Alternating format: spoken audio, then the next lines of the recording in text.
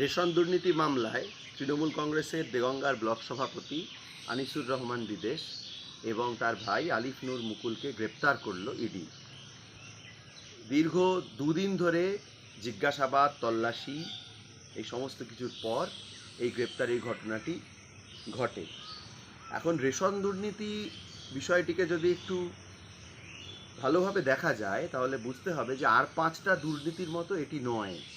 এর আগেও আমাদের প্রাক্তন খাদ্যমন্ত্রী জ্যোতিপ্রিয় মল্লিকের গ্রেপ্তারির পরে আমরা যে বিষয়টি নিয়ে বারবার বলার চেষ্টা করেছিলাম যে রেশন ব্যাপারটার সঙ্গে একেবারে সবচাইতে দুস্থ মানুষের, সবচাইতে অসহায় নিপীড়িত মানুষের জীবন এবং বেঁচে থাকার অধিকার যুক্ত।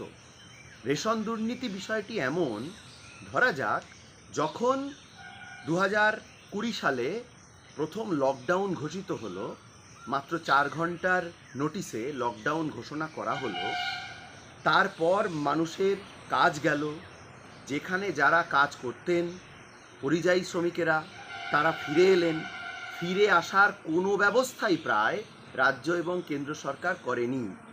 এই রকম অবস্থাতে যখন মানুষের জীবিকা চলে গেছে এবং তার উপরে ওই বছরেই আমফান ঝড়ের ফলে পশ্চিমবঙ্গের, বিশেষত দক্ষিণবঙ্গের প্রচুর জেলা আক্রান্ত এবং মানুষের শেষ সম্বলটুকুও শেষ হয়ে গেছে, এমন অবস্থাতে যে খাদ্য সামগ্রীর অধিকার তাদের ছিল সেটাকেও চুরি করা হয়েছে।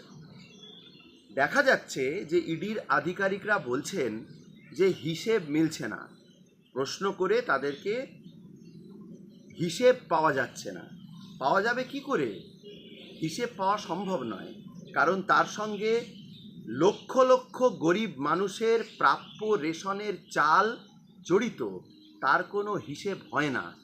যখন চাল চুরি করা হয়, চালচোরদের চালচোর বলা হলে তাদের অপমান হতে পারে, রাগ হতে পারে, কিন্তু আমরা বারবারই এই কথা বলে এসেছি যে এদের শুধু চালচোর বলা যায় না, কারণ চালচোর বললে অনেক কম বলা হবে।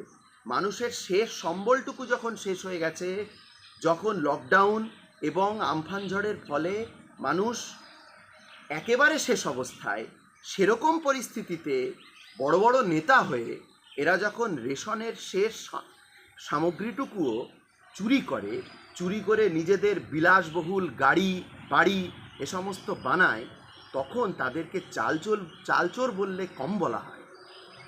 অতএব বুঝতে হবে যে রেশন দুর্নীতি মামলার সঙ্গে যুক্ত যারা যারা আছে, যেগুলোকে সাদা চোখে দেখা যাচ্ছে, এ তো গ্রেপ্তারি হয়েছে, এখন জামিন হবে কি হবে না, অপরাধ প্রমাণের বিষয়, সেসব তো আদালতের, কিন্তু সাদা চোখেই যা দেখা যাচ্ছে তো সাদা চোখে স্পষ্ট। যাদের বাড়িতে ঢুকতে গেলে প্রাসাদের মতো তাদের ঘর বাড়ি, দুর্গের মতো তাদের দুর্গ ভেদ করে তবে এই ইডি ঢুকেছিলেন বলে তবে বোঝা গেছে যে তাদের বিলাসবহুল কত গাড়ি আছে। এবং সেই একই জায়গায়, সেই দেগঙ্গাতেই এরকম কত কত পাড়া আছে, কত কত গ্রাম আছে যাদের বাড়ির মাথায় ছাদটুকু নেই, কিন্তু তাদের অন্তর্দয় কার্ডের, রেশন কার্ডের কোনো ব্যবস্থা নেই। তারা তাদের প্রাপ্য জাতীয় খাদ্য সুরক্ষা আইন অনুযায়ী প্রাপ্য রেশন তারা পান না। এই এত গরিব মানুষের প্রাপ্য রেশনের অধিকার চুরি করে যারা পায়ের ওপর পা তুলে দিন কাটাবে ভেবেছিল, তাদের শেষ পর্যন্ত জায়গা হয় জেলেই, তার বাইরে আর কোথাও নয়। এছাড়া রাজনৈতিকভাবে দেউলিয়াপানা না থাকলে যে কাণ্ডগুলো তারা করেছেন বিরোধী রাজনৈতিক দলগুলোর ওপর, বিশেষত এই রিসেন্টলি একটা হুইপ জারি করে দেওয়া হয়েছিল প্রতিটা গ্রাম পঞ্চায়েতে যে বিরোধী রাজনৈতিক দলের মেম্বার যেখানে আছেন তাদের কোনো কাজ দেওয়া যাবে না। বিশেষত আমাদের ইন্ডিয়ান সেকুলার ফ্রন্টের যেখানে যেখানে যত মেম্বার আছেন, হুইপ জারি করে দেওয়া হয়ে গেছিল যে তাদের যাতে কোনো রকম কোনো কাজ না দেওয়া হয়। এগুলোকে রাজনৈতিক দেউলিয়াপানা বললেও কম বলা হয়।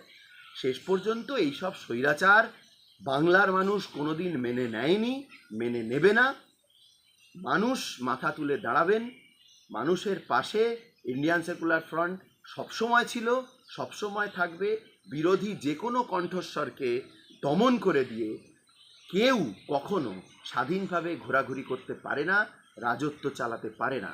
2020 সালে আমফান ঝড়ের পরে যখন দেগঙ্গার সাধারণ মানুষ বিডিও অফিস ঘেরাও করেছিলেন তাদের ন্যায্য দাবি দেওয়া নিয়ে, তখন এই আজকের তৃণমূল ব্লক সভাপতির নেতৃত্বে তাদের গুন্ডা বাহিনী গিয়ে সাধারণ মানুষের ওপর অত্যাচার করে মেরে তাদেরকে জেল খাটায়।